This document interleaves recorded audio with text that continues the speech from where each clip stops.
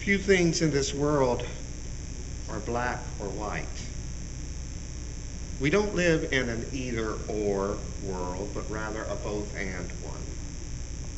And yet, over and over, we try to force our black and white values on others because it's just easier that way.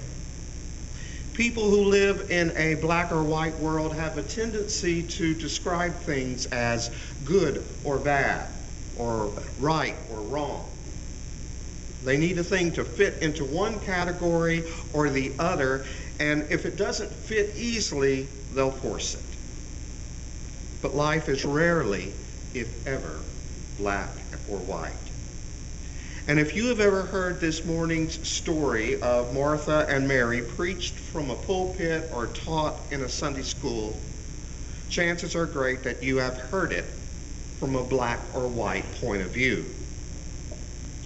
Jesus is spending some downtime with Martha and her sister Mary. Martha hustles and bustles around with a to-do list that is way too long. She's probably busying herself within the kitchen for a meal, as well as setting out the fine china on the heirloom lace tablecloth that belonged to their mother. She's looking around for the nice stemware that she recently picked up at market so she can fill them with wine reserved for special guests. Jesus' feet need to be washed, and you would think that Mary could at least do that much if she's going to sit around at his feet. But no, not Mary. Like always, she's unwilling to lift a finger to help out.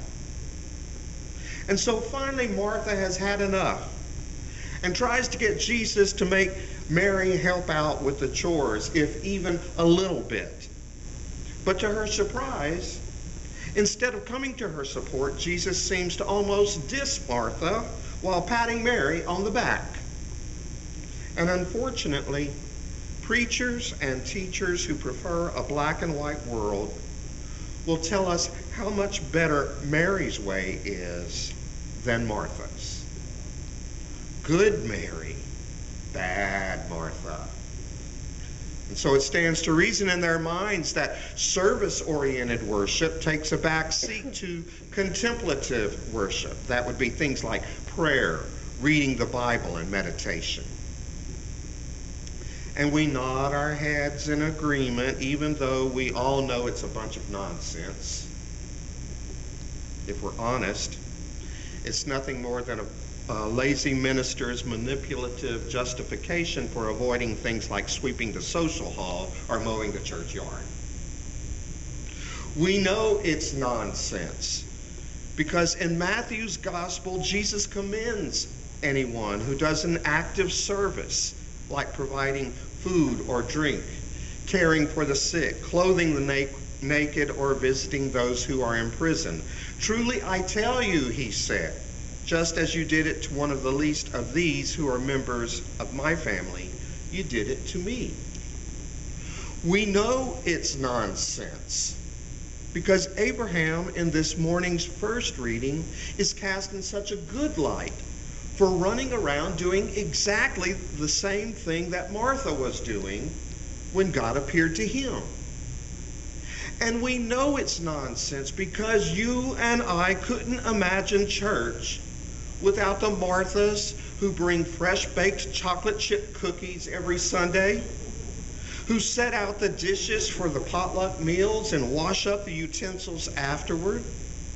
You and I couldn't imagine a church without the Marthas, who pick up the bulletins after worship, who sweep up the cigarette butts outside, and who faithfully serve the people who use our food pantry. We know that Jesus couldn't have been criticizing Martha for her behind-the-scenes activity because we know just how vital it is and was. And so even though lazy preachers leave us with the feeling that spending time in prayer and reading the Bible and writing sermons ranks higher than serving people, we know this story can't really be about that at all. Okay, So now we've decided that maybe we know what this story is not about. Then what message might it have for us? I think it's a story about the various ways we welcome the divine in our lives. In the first reading's case, the divine took the form of God. And in the second reading, it took the form of Jesus.